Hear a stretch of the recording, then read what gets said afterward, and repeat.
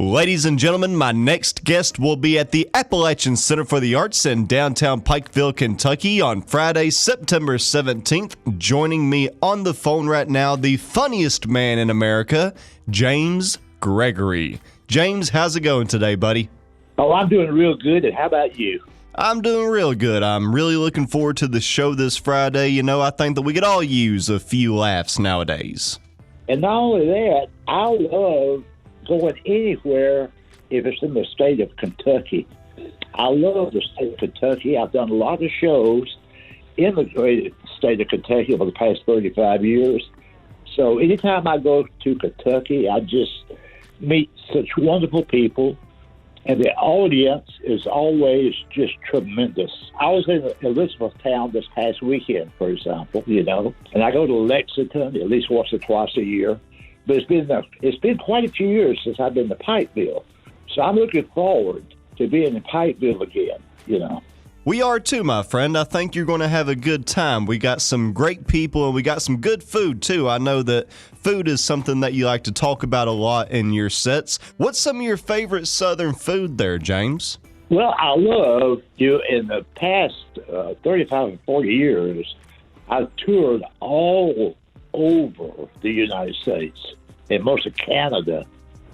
So I can find good food no matter where I'm at. The great thing about being in the Southeast, though, okay, we are proud of our food. You know what I'm saying? Mm-hmm. We brag about the food. We brag about our meatloaf. We brag about our barbecue, But on the West Coast, they may have some good food, but to them, it's just something to do. Exactly. The people like us, it's the reason we wake up in the morning. My dad used to say that the main conversation at lunch, okay, was talking about what we was going to have for supper. I like that right there. See, I'm a Georgia boy like you, so we know how to eat down there in the Peach State. One of my favorite Southern dishes that not a lot of Southerners know about, actually, is Brunswick stew. Are you a fan of that? Love Brunswick stew. It's hard to find Brunswick stew like in a restaurant, really. It has to be homemade Brunswick stew.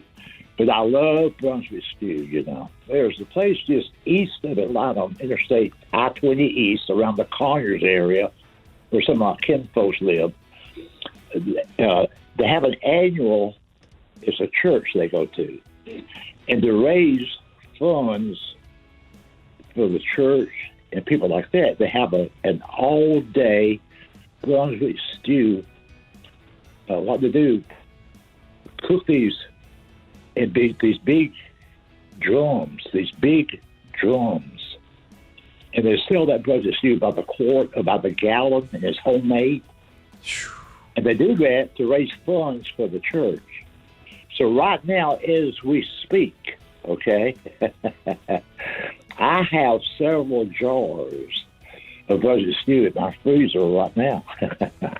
Hey, buddy, it's some of the best stuff on planet Earth. The people that have never been to the Deep South before, I highly encourage anybody to get them some Brunswick stew. I mean, it's good stuff. And if you see any Brunswick stew that does not have corn and lima beans, you need green lima beans in that and corn. If you don't have that in the Brunswick stew, then you're not having the proper Brunswick stew. Yeah, I don't even know if you can call it Brunswick stew if it don't have a little bit of corn in it. That's right. Exactly. And you need some cornbread on the side. Buddy, I'm getting hungry here just now talking about all this. But I know that somebody doesn't get the title, the funniest man in America, without putting in the work. How long have you been doing comedy there for, James? Almost 40 years.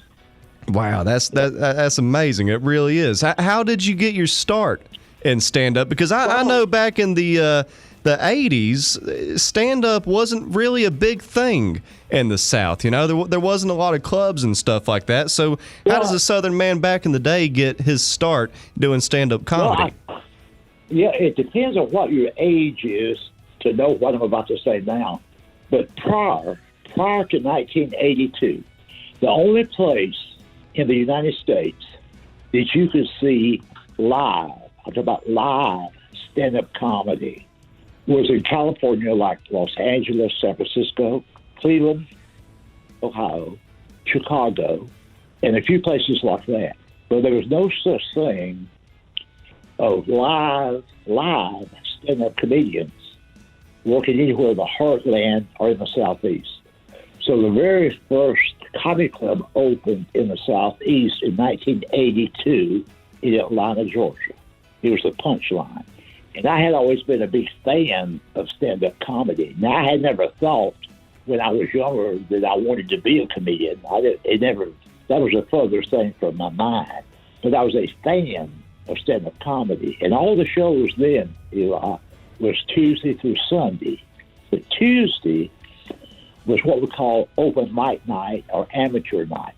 So me and two of my friends would go out there every Tuesday, not to be part of the show, but to watch the show. And I had friends who always thought that I was funny. They always thought I was cracking jokes. And they kept daring me to go on stage on open mic night. And so that's what I did. And that's a brief story of how I got my foot in the water. Was amateur night at the Punchline. Yeah, a lot of people that are not familiar with the stand-up world, you don't just become a main act right away. You spend many years as an opening act. What were some of the first big acts that you started working with there? Well, there's a lot of what we call, there's a lot of years where it's the starving artist year, you know what I mean?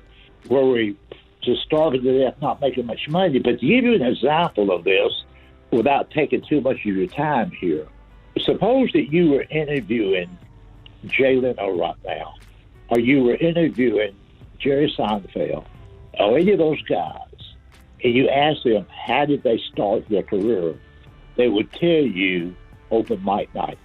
That's the only way you can start. See, it's a very unique business. It's not like you can go to school and get a diploma and now you graduate from a comedy school. You can't, it's not like being trained as an electrician or a plumber or a mechanic, you know. So you just start that way. As an example, you know, when I first met Tim Allen, we all know who Tim Allen is, right? Oh, yeah. Home Improvement. The Home Improvement guy, okay? When I first worked with Tim Allen was the feature act. There's always an opening act, a feature act, and then the headline. I knew Tim Allen when he was making $600 a week. Wow. And Tim Allen, for the people that are not familiar with his stand-up work, he was an incredible comedian. Incredible comedian. And so was Jay Leno. You know, I did a whole week of shows, Tuesday through Sunday. I was the feature actor at that time, and Jay Leno was the headliner. And Jay Leno was a class act. There was a place across the interstate from the Punchline, a steakhouse called the Beef Cellar. He was open at 3 a.m. So on the weekend, after the show, he would take me and the opening act to that steakhouse and pick up the tab and give us all kinds of advice. And then I got to hang out with Stephen Wright for a whole week in Oklahoma.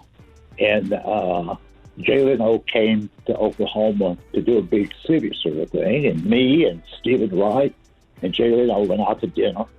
So a lot of those guys, if you think about Bob Newhart, most people think, well, that's because of that sitcom he had.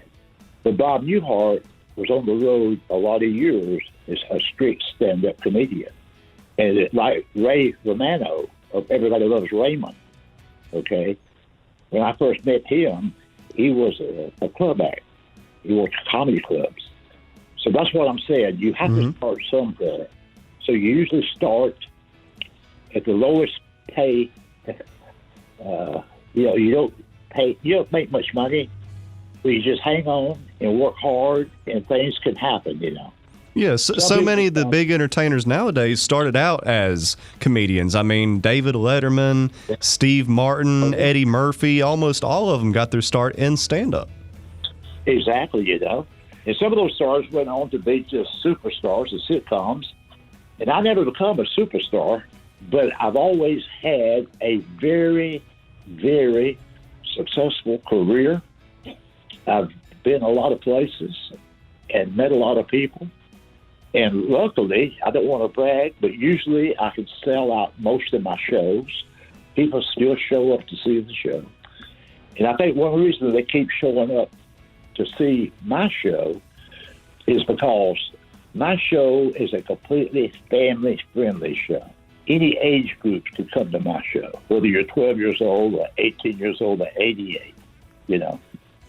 And I make sure that the show is hysterically funny from beginning to end. There's no profanity, and there's no politics. I refuse to participate in current events. That's something I do not do. Because my philosophy is people watch the news 24 hours a day. They watch the news all the time. They can stay home and watch the news. I think when people go to a comedy show, and my comedy show usually lasts an hour and a half to an hour and 45 minutes, what they want to do is get away from the news, get away from that negativity, and show up and for a couple of hours just have a good time and just laugh and enjoy themselves. They don't need a comedian lecturing them on what politician we should vote for.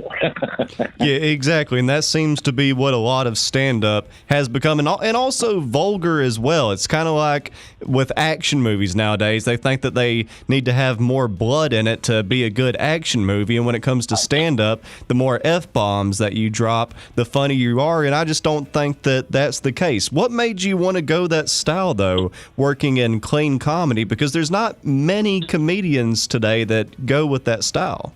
Well, there's probably more than you think. It's just that, Brian Regan is one of the all-time greats, you know. It goes back a long time ago. I mean, I don't do what I would call a Christian show, you know what I mean. Early in my career, you know, when my parents, I was still the opening act, and my mom and dad and my sister came to see the show. And since they were in the audience, then I was real careful about some of the language I was using. And then afterwards, I was just thinking this to myself. I said, well, you know what? You didn't curse because your parents were here, because your mother was here. Well, all these other people in the audience, they are somebody's mother. They have sisters. So if I'm going to clean the show up for my parents, I might as well just clean the show up for all families, not just my family. And that was just my philosophy over 35 years ago. You know? It's a good philosophy to have, because I think that some of the greatest comedians of all time have clean acts. Like you mentioned, Brian Regan there. He's one of my all-time favorites. And Jerry Seinfeld, Jim Gaffigan. I mean, the list goes on. And those are the acts that are still working today and still selling out arenas. So whenever it comes to the clean style, I wish that more comedians would go that route nowadays and realize you don't have to be vulgar to be funny. Hey, do you remember Rich Scheidner? Oh, yeah. See, I'm a big stand-up fan, so I know all these people that you're talking about. Well, you know, Rich Scheidner has never cursed on stage. Yeah, and that used to be a big style back in the day, and nowadays I don't know what started it. I know the 80s was pretty crazy with Sam Kinison and Richard Pryor and all those guys coming in. And I do think that there's different stand-up styles for everybody, but... I was a big fan of Richard Pryor. I still think Richard Pryor was one of the all-time greats. And Richard Pryor would use the foul language, but at least he had solid, funny material that went with that language. Mm-hmm. A lot of comedians today just use the bad language to disguise the fact they're not very funny. That was a point that I was going to make there. I think that you see a lot of that in today's stand-up comedy. I mean, I don't criticize any of those guys because they have a following and there are people who love that kind of comedy, and more power to them. I'm not being critical at all. If this is America, there is the First Amendment. At least for now it is. Yeah. And people have different opinions, and there's all kinds of comedy. I'm just trying to clarify the fact of my style in case your listeners have not seen my show. You go to my website, which is funniestman.com. A lot of great stuff on my website. Go to my YouTube channel. There's a lot of funny stuff on YouTube. A lot of the skits that I do, a lot of the routines that I do. And some of those sketches that I do, we've had some of those have received like 4 million views or 3 million views or 1 million views. So people love that stuff on YouTube, you know. Mm-hmm. So if you're not familiar with James Gregory, just go to my website, funniestman.com, or go to the YouTube channel, you know. But the main thing is make sure you make your reservations and get those tickets so you can see me in person. Yeah, I encourage everybody to come out to your show, because the thing that I like about your story is, well, your comedy is it's mainly stories about your family, friends, and real life events that's relatable. And to me, that's what makes good stand-up comedy, is it's relatable. But the people in your stories, your family and friends, do they ever get mad about you talking about all this stuff on stage? You know what I do? I just changed the name because I still got cousins who could kick my butt. They're like, that sounds familiar. You'd be like, oh no, I'm talking about Bill. That's who I'm talking about. Right. But I think the reason the audience loves the show is because they can relate. They can relate to the show. They can relate to what I'm talking about. Because sometimes before the show or after the show, people will make comments to me. They'll say, I swear, you must have known my uncle. Or you remind me of my brother. Or, you know, we had a front porch just like that. See, people can remember that they lived a life like that.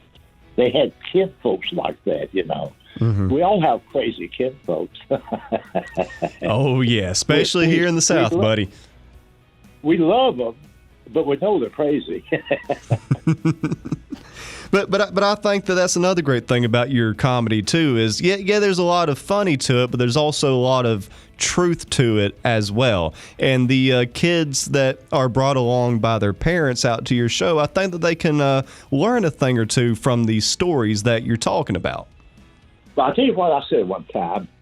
I get interviewed quite a bit with newspaper guys that do a newspaper story, you know, and a lot of radio, just like today, but a lot of these newspaper reporters. And a few years ago, this young lady just asked me, she said, what do you think the difference is between kids today and kids in previous generations? I said, here's the difference.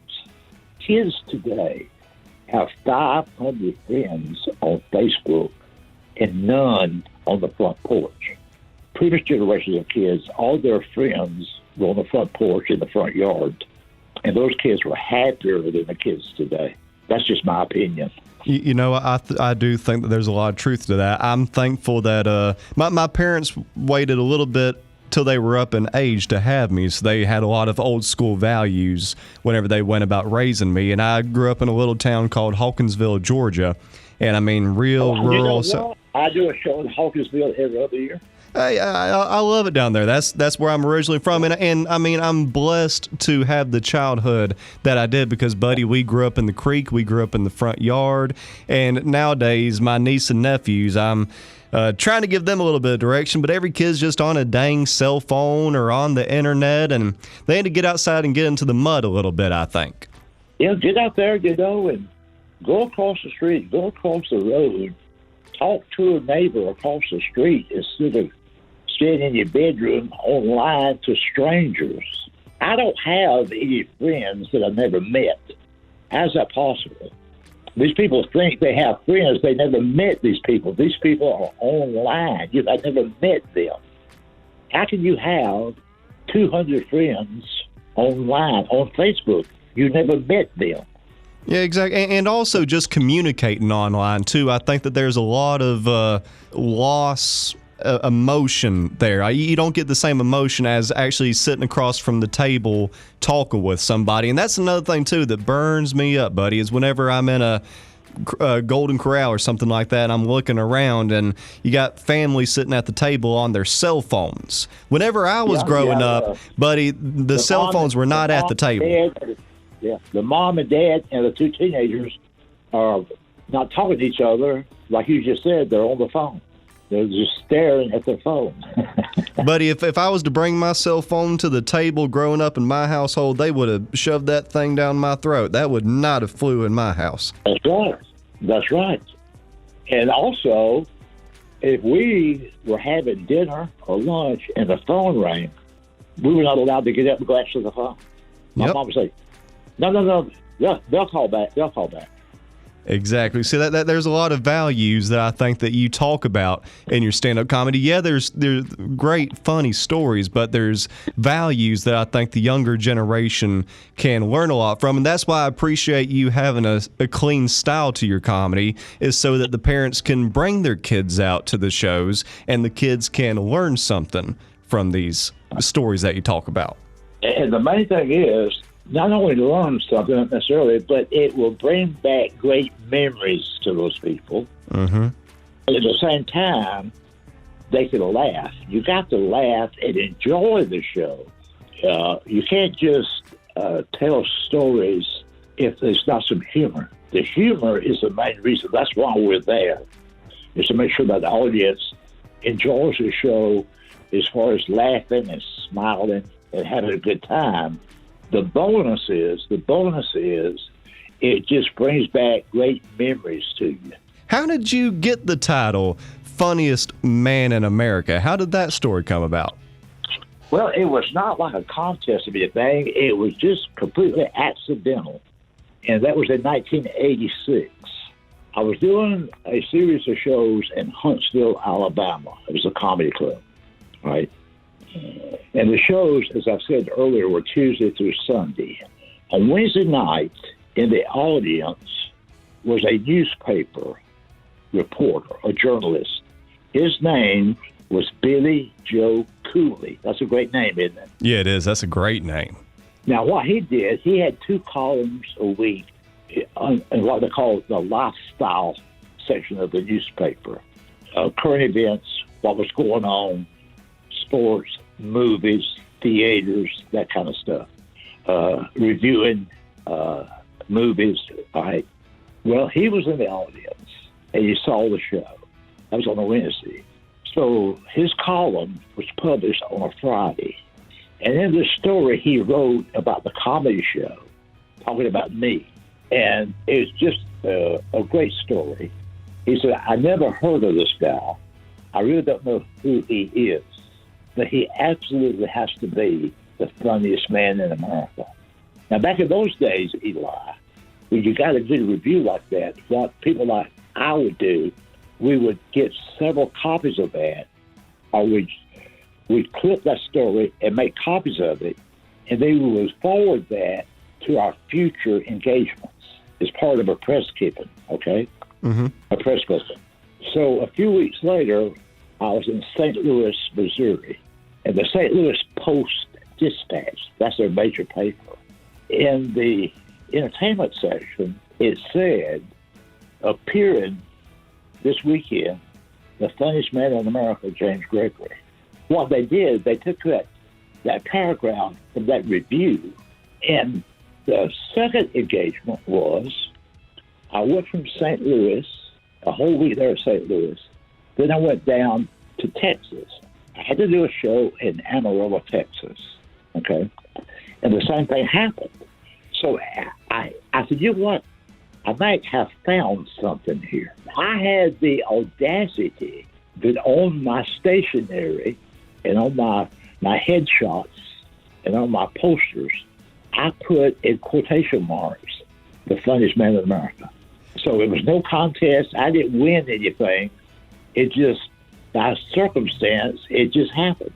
And Billy Joe Cooley, I told people, I said, don't blame me, blame Billy Joe Cooley, you know. Hey, but somebody with a great name like that can give you a good name like Funniest Man in America. It was true back then, and it's true here in 2021. And, buddy, we are really looking forward to this show this Friday. Everybody get your tickets. It's going to be a good one. A big shout-out to the Appalachian Center for the Arts for having stand-up comedy in Eastern Kentucky. And James, it was an absolute honor. Thank you for your time today. Well, it's been and I will say this, Eli, before you hang up. And I'm not saying this because I'm talking to you. I have said this to many, many people over the years who, like you, are in the radio or local TV business. I appreciate everything that folks like you do. If it were not for the radio people, and I don't mean national radio. I know I'm a regular on the John Boy Billy Show.